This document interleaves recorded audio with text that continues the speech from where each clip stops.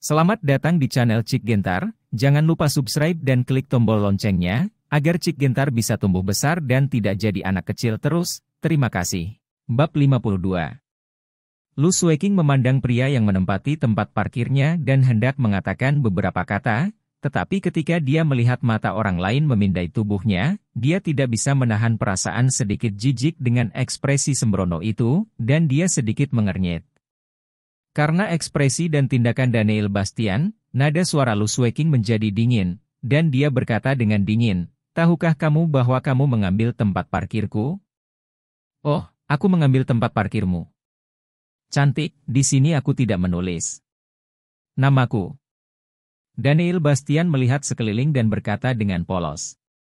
Lu Sueking kehabisan napas untuk beberapa saat, menarik napas dalam-dalam, menekan amarah di dalam hatinya, dan berkata, "Ini mobil saya akan segera parkir di sini, tetapi Anda tiba-tiba bergegas, apakah Anda menempati tempat parkir saya? Ruang atau apa, segera keluarkan mobilnya, ruang di sini, Anda hanya dapat menemukan satu, bye." Daniel Bastian melambaikan tangannya dan langsung menyentuh tubuh Lu Sueking, sambil mendengus, "Cantik, baumu sangat enak."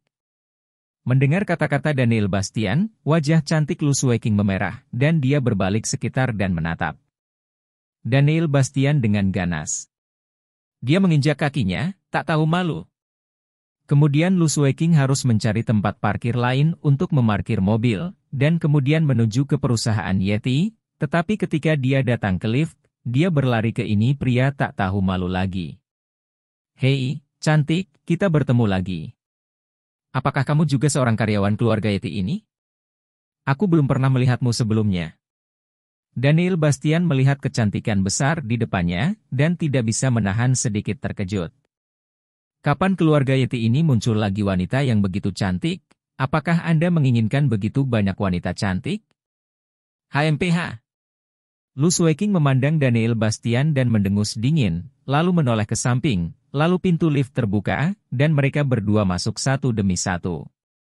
Pada saat ini, itu adalah masa kerja, sekelompok karyawan bergegas ke lift, dan segera meremas Daniel Bastian dan Lu Sueking ke belakang lift langsung penuh sesak, dan tubuh Lu Sueking langsung menempel ke tubuh Daniel Bastian. Ekspresi Lu Sueking berubah, dan dia ingin memindahkan tubuhnya, tetapi benar-benar tidak ada ruang di lift untuknya dan Daniel Bastian untuk berpisah. Daniel Bastian memandangi wanita cantik di depannya yang menempel di tubuhnya, dan karena tinggi badannya, pantatnya langsung menempel ke pantat orang lain yang terbalik, yang membuatnya tercengang. Itu benar-benar memalukan. Tapi bokong pihak lain memang sangat lembut, dan aroma elegan memancar dari tubuhnya, yang membuat Daniel Bastian merasa sedikit gelisah. Lift perlahan naik, tetapi Lu Sueking terlihat sangat malu. Dia tidak pernah sedekat ini dengan laki-laki sejak dia masih kecil, terutama pria ini membuatnya sangat menyebalkan. Dia terus menggerakkan tubuhnya, berusaha memisahkan diri dari pria di belakangnya. Tapi Lu Sueking tidak tahu, karena dia terus menggerakkan tubuhnya, keduanya segera bergesekan satu sama lain. Sama seperti apa yang disebut api yang disebabkan oleh gesekan, Daniel Bastian hanya merasa bahwa darah di tubuhnya sedikit lebih cepat. Godaan semacam ini benar-benar hebat. Tapi Lu Sueking merasa bahwa dia ditahan oleh sesuatu, dan berkata tanpa sadar, "Mundur sedikit, kamu memukulku." Daniel Bastian diam-diam tersenyum pahit, mengapa adegan ini sangat mirip dengan Fang Siki kemarin. "Cantik, bukannya aku tidak ingin mengambilnya, aku benar-benar tidak bisa mengambilnya," kata Daniel Bastian. Pada saat ini, pintu lift terbuka, banyak orang keluar. Ruang di dalam lift tiba-tiba menjadi lebih longgar. Lu Sueking melangkah maju dengan cepat, dan berpisah dari tubuh Daniel Bastian. Siapa yang tahu bahwa tiba-tiba sekelompok orang lain masuk ke dalam lift, dan Lu Sueking begitu ramai sehingga dia menabrak bagian belakang, dan secara tidak sengaja menabrak Daniel Bastian. Kulit Daniel Bastian segera berubah ketika dia terbentur keras dari bawah. Dia mendengus, dan tidak bisa menahan diri untuk meludah, "Cantik, kamu hampir menghancurkan kebahagiaan masa depanku." Wajah Lu Sueking memerah, dan dia terlihat sedikit pemalu, tapi dia bisa hanya menahannya diam-diam, tetapi mengertakkan gigi karena membenci bajingan di belakangnya. Perusahaan Yeti, kantor presiden. Sueking, mengapa kamu punya waktu untuk datang ke tempatku? Bukankah sekolahmu sibuk? Rizka Yeti duduk di kursi ini dan menatap seorang wanita di depannya, dengan senyum langka di bibirnya. Dan wanita yang duduk di depan Rizka Yeti adalah wanita cantik Lu Sueking yang dilihat Daniel Bastian di tempat parkir dan lift. Bukankah aku mendengar bahwa kamu tiba-tiba punya tunangan, jadi aku datang ke sini untuk melihatnya. Kamu menyembunyikannya begitu dalam sehingga bahkan saudariku yang baik tidak tahu bahwa kamu sudah memiliki tunangan. Kupikir kamu ingin menikah aku. Seperti aku, kamu tidak menginginkan pacar. Lu Sueking tersenyum ringan. Hei, ini sama sekali bukan yang kuinginkan. Aku tidak tahu bahwa aku memiliki tunangan seperti itu sebelumnya. Semua ini diatur untukku oleh kakekku bertahun-tahun yang lalu. Aku tidak keberatan. Memikirkan hal ini, aku hanya sakit kepala, kata Rizka Yeti sambil menggosok kepalanya. Yasin, tunanganmu adalah pemuda kaya itu, pasti tidak mudah menjadi tunanganmu, kata Lu Sueking dengan tenang. Aku tidak tahu apa-apa tentang asalnya, dan dia, aku tidak tahu harus berkata apa. Rizka Yeti menggelengkan kepalanya dengan ekspresi rumit. Saat ini, Lu Sueking berkata, saya mendengar bahwa dia bekerja di perusahaan Anda, biarkan saya bertemu dengannya. Saya hanya ingin melihat siapa tunangan Presiden Yeti kita. Rizka Yeti ragu sejenak, tetapi masih menelepon. Di departemen penjualan, Daniel Bastian datang ke tempat duduknya dan menyapa Fang Siki dengan ramah, yang terakhir menatapnya dengan ekspresi malu-malu, dan tidak bisa tidak memikirkan apa yang terjadi di asrama tadi malam di benaknya, wajahnya yang cantik adalah memerah.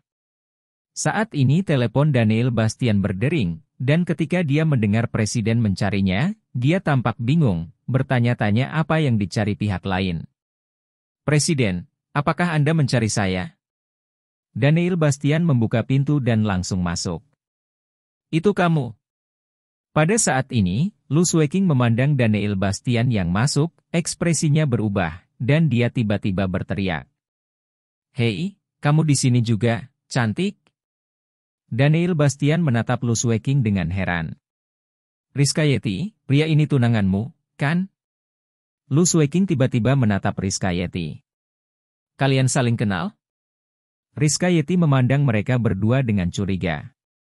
Baru saja bertemu, cantik, aku memang tunangannya, apakah ada masalah? Daniel Bastian mengerutkan bibirnya dan berkata. Mengapa kakeknya menemukan pria seperti tunanganmu? Pantas saja kau terlihat enggan. Jika pria ini adalah tunanganku, aku tidak akan setuju bahkan jika aku mati. Lu Sueking menatap Daniel Bastian dan berkata, karena yang sebelumnya insiden, saya sangat muak dengan orang ini, dan kesan saya sangat buruk. Bab 53 Dewi di hatiku. Hei, cantik, bahkan jika kamu ingin menjadi tunanganku, itu tergantung pada apakah aku mau, kata Daniel Bastian. Lu Sueking mendengus dan berkata, siapapun yang ingin menjadi tunanganmu, kamu bisa memimpikannya. Jika kamu mau, jika kamu bisa menemukan seseorang sepertiku untuk menjadi tunanganmu, itu akan dianggap sebagai dupa tinggi di leluhur keluargamu. Cantik, kamu. Sakit. Daniel Bastian tiba-tiba menatap Lu Sueking dan berkata, bajingan, kamu satu-satunya yang sakit, namun kamu berani mengutukku, Rizka Yeti, lihat tunanganmu, kamu tidak memiliki karakter. Lu Sueking mengerutkan kening, matanya berkilat karena marah. Daniel Bastian, omong kosong apa yang kamu bicarakan? Wajah Rizka Yeti menjadi dingin, dan dia menatap Daniel Bastian dengan dingin. Cantik, kamu benar-benar sakit. Kamu sering merasa sakit perut dan kehilangan nafsu makan, kata Daniel Bastian dengan tenang. Bagaimana kamu tahu? Lu Sueking terkejut ketika dia mendengar kata-kata Daniel Bastian, dan menatapnya dengan kilatan keterkejutan di matanya. Memang benar bahwa Lu Sueking sering menderita sakit perut akhir-akhir ini, dan dia tidak berselera makan apapun. Dia akan pergi ke rumah sakit untuk pemeriksaan, tetapi dia tidak menyangka pria ini akan mengatakannya sekaligus. Rizka Yeti hanya bisa melihat Daniel Bastian. Daniel Bastian tersenyum misterius. Saya seorang dokter, tentu saja saya tahu, perut Anda dingin dan tubuh Anda lemah karena terlalu banyak bekerja dalam jangka panjang. Apakah Anda membutuhkan saya untuk membantu Anda merawat dan mengobatinya, untuk memastikan bahwa penyakitnya akan segera sembuh, dan kamu tidak akan pernah melakukannya lagi? Tidak perlu. Lu Sueking mendengus dingin, menoleh ke satu sisi. Daniel Bastian tersenyum dan tidak berkata apa-apa lagi. Oke, kamu bisa kembali bekerja, kata Rizka Yeti kepada Daniel Bastian. Setelah Daniel Bastian pergi, Lu Sueking menatap Rizka Yeti dan berkata, Rizka Yeti, tunanganmu benar-benar tidak dapat diandalkan dan sangat tidak jujur, kamu tidak bisa bersamanya. Lagi baiklah, mari kita bicara tentang percobaan dulu, bagaimana sekarang? Rizka Yeti berkata dengan sungguh-sungguh. Pada saat ini, ekspresi Lu Sueking menjadi serius, dan dia meludahkan, eksperimen telah dilakukan sampai akhir, dan peluang keberhasilannya sangat tinggi. Jika berhasil, saya khawatir seluruh dunia akan menjadi sensasi, dan saya khawatir perusahaan Yeti akan sepenuhnya menjadi internasional. Ini adalah grup besar. Rizka Yeti berkata dengan suara yang dalam. Jangan khawatir, ini adalah usaha keras kita berdua, tidak akan pernah ada masalah, kata Lu Sueking dengan percaya diri. Kota Tianhai, Biro Distrik DH. Kapten, identitas almarhum telah dibuktikan. Dia adalah Hei Bao, adik dari Hei Xiong, pemimpin kuat geng Batu Hitam. Seorang polisi berdiri di depan Vanya Valona dan berkata, ternyata adik laki-laki Hei Xiong, yang sangat berani, apakah kamu punya petunjuk lain? Vanya Valona sedikit mengernyit. Tempat kematian almarhum tidak terpantau. Satu orang lainnya masih diselamatkan di rumah sakit. Tidak ada saksi lain yang bisa ditemukan. Namun, menurut penyelidikan kami, Hei Panther berkonflik dengan seorang pemuda di sebuah bar sebelum dia meninggal, kematian. Hei Panther dan kelompoknya semua dipukuli. Sakit hati, ini video pengawasan bar. Vanya Valona mengambil video pengawasan dan memutarnya di komputer. Ketika dia melihat sosok di video itu, ekspresinya membeku, dan dia berkata, ternyata orang ini lagi, mungkinkah dia membunuh Panther Hitam? Adik laki-laki, ada seorang wanita cantik di bawah mencarimu barusan. Di Departemen Penjualan, suara menawan Hong Mei terdengar di telinga Daniel Bastian, dan yang terakhir memandang wajah menawan Hong Mei, puncak gunung yang menjulang tinggi dan setengah terbuka meludahkan, Saudari Hong, mulai sekarang kamu harus memanggilku Daniel Bastian. Memanggilku adik laki-laki adalah penghinaan bagiku, melirik Daniel Bastian dan tersenyum genit. Polisi cantik, kamu sangat merindukanku? Ketika dia datang ke lantai pertama, Daniel Bastian melihat Vanya Valona berdiri di sana dengan seragam polisi ketat. Payudaranya sebesar sebelumnya, dan sangat menonjol. Atas. Panggil aku Kapten Danei mulai sekarang, dan jangan panggil aku polisi cantik, kalau tidak aku pasti akan membiarkanmu tinggal di pusat penahanan selama beberapa hari. Vanya Valona menatap tajam ke arah Daniel Bastian dan berteriak. Dimengerti, Kapten Danei, tapi Kapten Danei, payudaramu sepertinya semakin besar lagi, hampir menyamai Dewi di hatiku, kata Daniel Bastian dengan bibir melengkung. Dewi di hatimu? Siapa itu? Vanya Valona terkejut. Dewiku Okita Andri. Mata Daniel Bastian memancarkan cahaya jahat. Vanya Valona tampak sedikit bingung. Okita Andri, siapa dia? Aku pergi. Aku bahkan tidak tahu tentang Okita Andri, dia adalah pahlawan wanita klasik dalam film aksi Jepang, dan dia dikenal sebagai yang paling berpayudara di Asia. Daniel Bastian mendecakkan bibirnya dan berkata berbicara tentang ini, dia tampak sedikit bersemangat. Film aksi dongeng. Vanya Valona memikirkan nama ini di dalam hatinya, dan tiba-tiba memikirkan sesuatu, wajahnya yang cantik berubah. Daniel Bastian, kamu bajingan. Vanya Valona mengutuk Daniel Bastian dengan wajah marah. Daniel Bastian tampak bingung, ada apa denganku? Kalian benar-benar membandingkanku dengan wanita-wanita itu, kau benar-benar brengsek. Vanya Valona sangat marah, wajahnya sedikit memerah, dadanya bergetar karena marah, jika dia tidak tahu bahwa dia bukan tandingan pria ini, dia pasti sudah melakukannya sejak lama. Saya tidak mengatakan apa-apa, Anda terlalu banyak berpikir. Selain itu, profesi orang sangat sakral. Mereka mendedikasikan tubuh mereka untuk membawa kebahagiaan seksual bagi pria di seluruh dunia, dan itu secara efektif telah mengurangi jumlah kasus pemerkosaan. Anda seharusnya jangan mendiskriminasi orang lain, kata Daniel Bastian dengan sungguh-sungguh. Vanya Valona tidak tahu bagaimana menggambarkan kemarahan di hatinya saat ini. Pria ini telah mencapai tingkat baru yang tidak tahu malu. Dia sangat marah hingga dadanya akan meledak. Dia menarik napas dalam-dalam dan bersenandung dengan dingin. Ikuti aku. Mau kemana? Kantor polisi. Tidak, pergi ke kantor polisi lagi. Aku tidak akan pergi, dan aku tidak melakukan kejahatan apapun. Daniel Bastian buru-buru menggelengkan kepalanya. Bukankah kamu membunuh Panther Hitam? Vanya Valona menatap Daniel Bastian. Daniel Bastian tampak kosong. Siapa Black Panther? Saya tidak mengenalnya. Orang yang berselisih dengan Anda di bar Sanyang tadi malam meninggal tadi malam. Kembali ke kantor polisi untuk penyelidikan, kata Vanya Valona dingin. Kamu hanya curiga.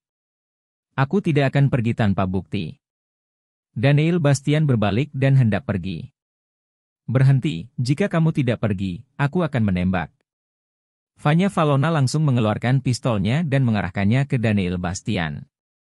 Staf dan penjaga keamanan di aula terkejut saat melihat pemandangan ini.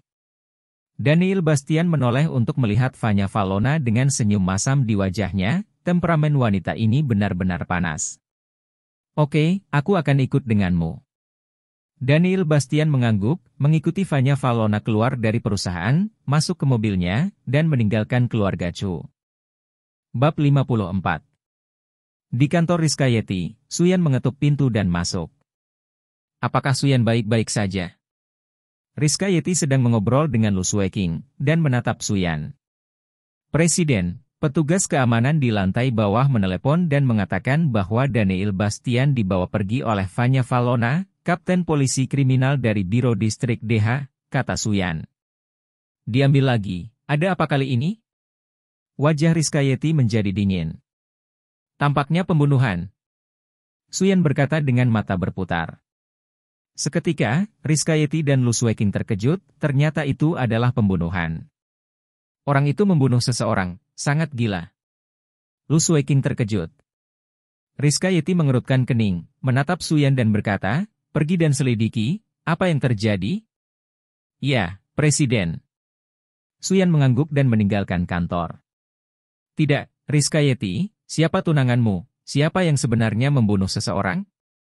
Mata Lu Sueking penuh dengan keterkejutan. Rizkayeti mengerutkan kening dan tidak berbicara. Daniel Bastian sedang duduk di mobil Vanya Valona, dan tiba-tiba ada kemacetan lalu lintas di depannya. Mengapa tiba-tiba ada kemacetan lalu lintas di jalan ini? Vanya Valona mengerutkan kening saat dia melihat pemandangan di depannya. Mata tembus pandang Daniel Bastian terbuka, dan melihat situasi di depan, ekspresinya tenggelam, dan dia berkata, ada kecelakaan mobil di depan. Apa, kecelakaan mobil? Ekspresi Vanya Valona berubah, dia keluar dari mobil cepat, dan bergegas maju. Di depan jalan memang terjadi kecelakaan mobil. Sebuah van bertabrakan dengan Mercedes-Benz hitam. Di belakang Mercedes-Benz tergeletak seorang lelaki tua berambut putih berjas tunik. Pada saat ini, wajah lelaki tua itu menjadi pucat, sudut mulutnya berubah menjadi ungu, dan napasnya sangat lemah. Seorang wanita anggun di sampingnya berteriak dengan ekspresi gugup dan khawatir, "Ayah, bagaimana kabarmu? Kamu pasti baik-baik saja." Bu, saya sudah menelepon ambulans, tapi saya khawatir itu akan memakan waktu 5 menit. Berdiri di luar mobil adalah seorang pria paruh baya berjas dengan wajah yang dalam, dan matanya juga penuh kekhawatiran menatap pria tua itu. Saya seorang polisi, apa yang terjadi? Vanya Valona berlari dan berkata sambil menonton adegan ini. Ayah saya ketakutan dan mengalami serangan jantung. Wanita itu tampak khawatir dan gugup. Angkat orang tua itu dulu, dan berbaringlah di tanah. Pada saat ini, sosok Daniel Bastian muncul di sini dan berkata dengan suara yang dalam.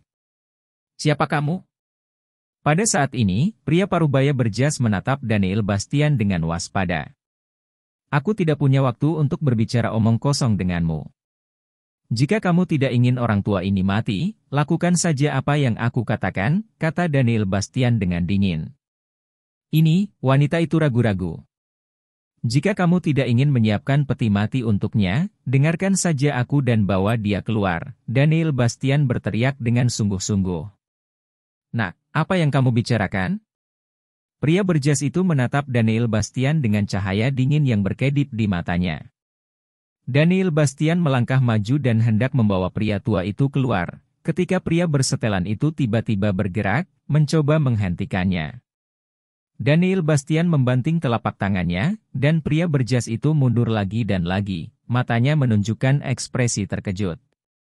Kemudian Daniel Bastian mengangkat lelaki tua itu keluar, meletakkannya langsung di tanah, lalu mengeluarkan tas kecil yang dibungkus kulit binatang dari tubuhnya, dan menyebarkannya, memperlihatkan semua jenis jarum perak di dalamnya.